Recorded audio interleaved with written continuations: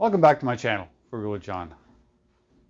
Today we're going to be replacing the drain valve, drain cock on the radiator. Ford seems to have a poor design, manufacturer's defect I'd call it. Inside they have the drain cock. It's all plastic with an O-ring, but they decided to put a piece of metal washer, which is right here. It's the only thing that was left on this one. What happens is they rust, and when things rust, it expands, and actually it snapped the part where you turn completely off this drain cock. So that's all that's up there now is just the broken piece that's inside. Before I put this one on, I'm going to put some silicone dielectric on the metal washer. Like I say, it's a complete design flaw. I don't know why Ford decided steel and plastic. Steel, especially in the front where the rat is, all the salt spray and everything else. Of course, that's for the people that are around a lot of salt, and we get a lot of salt.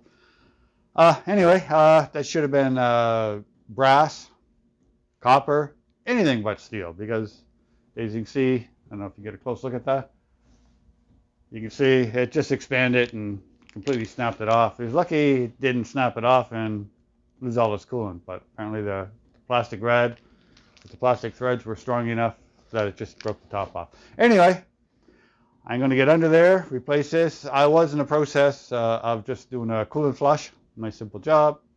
Drain it down. Put some distilled water in. I was in the process of doing that video also, which I'm going to continue after I do this job and post this particular video. Anyway, I'm going to get on it. I find the easiest thing. It would probably be easier to jack the vehicle. But then again, because I'm doing a coolant flush afterwards, if I jack the vehicle to change this, it's going to be up like this unless I jack the back. Twice as much work. I find it a little easier if I just take the front. I'll show you. I'll go down. Part number for the drain valve on the radiator is right here.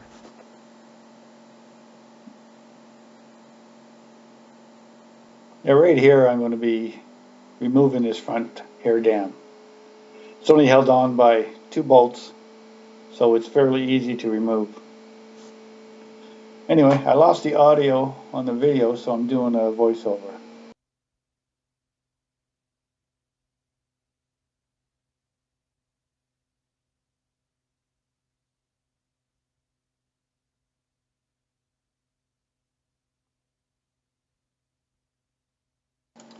As you can see, it came out fairly easy and quick. And after it's out, you can see in the next clip how easy it is for me to get underneath it.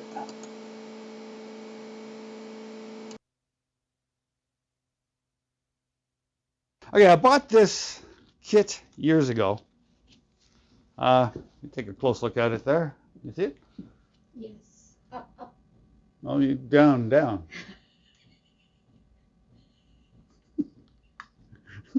My videographer doesn't want to work. Anyway, I believe it's going to be this size. It looks about right. Like I say, there's already a hole in there. I don't have to drill nothing. And it tells you the numbers, the sizes, and what to drill, but that paper inside does the same thing. So I'm going to take this, I'm going to screw it in backwards, and at the same time, pull it out. Like I say, it is plastic, so it shouldn't be seen. And before I do that, when I start pulling that out, obviously the radiator is full of coolant, and I don't feel like swimming in a bunch of coolant, so I'm going to hook up a hose to the bottom of the drain and into a bucket. Okay, anyway, the tool, there's a hole for some reason manufactured that way. This tool, it would just go in the hole that's already there. If there's nothing there, I guess you would have to drill it. And the tighter you turn it backwards, the more you turn it backwards, the tighter it goes into the hole and jams up. And if you look at that, you can see the threads are already loose. It's moving around. Surprised it didn't come out and lose all the coolant while he was driving. Like I say, in my opinion, this is a manufacturer's defect, Ford. You don't put steel. Okay, so that's in there.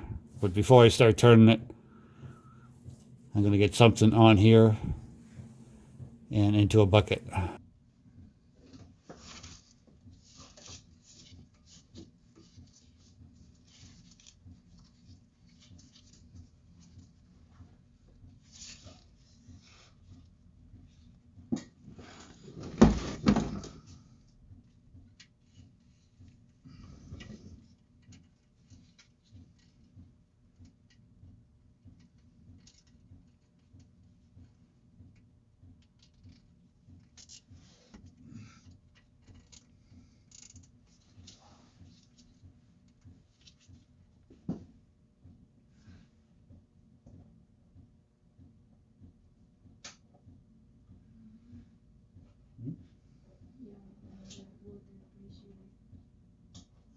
There won't be much pressure.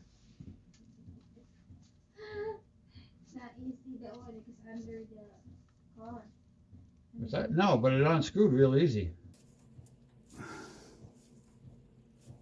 You want to stop and then start again? No, actually, it came out real easy. It's not easy that one because under the car. What's that? No, but it unscrewed real easy. Are you gonna do a screw? Unscrew? Okay, I'm Oh gonna. yeah, Is coolant coming out? the yellow. Okay, I'm not gonna stay right here for simple fact is if I pull that too far out, it's gonna come out this hole. It's gonna go right in my face. So I'll let it drain down. So I'm gonna get out of here. Okay, I gotta open it a bit more, but I'm not gonna put my face underneath it.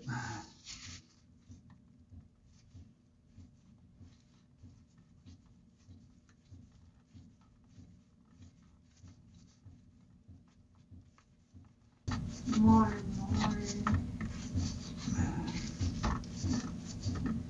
Is that? Oh, like, why the color is different?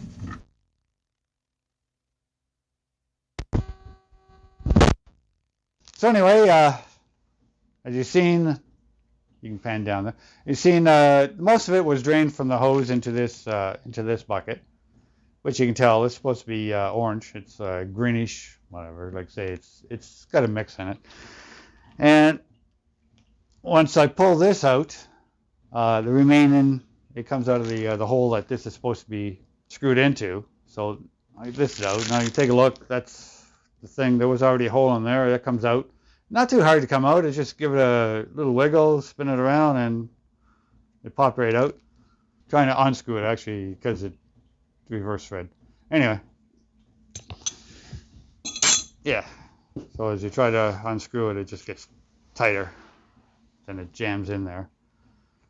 So that hole was already in there after it broke off. So I just grabbed this tool and shoved it in there and just unscrewed. And like I say, it's on a taper. It tightens up and it came out fairly easy. Now before I put this one back in, I'm going to finish letting it drain all the way. And I'm going to put silicone grease on the O-rings in here. And also this Ford Defect steel washer. It needs to be in there to get the right clearance. Unfortunately, I have to put it back in. I got no choice. I'll also put silicone grease on this whole thing, and then I'll shove it back in place. And I'll fill it back up with just distilled water because he has a mixture of coolant plus stop leak. I got to do the O-rings on the hoses, the two up top and the one down the bottom, because that was his original problem. Okay. Anyway, basically that just shoves in there. Get that steel washer back here, and it screws in place.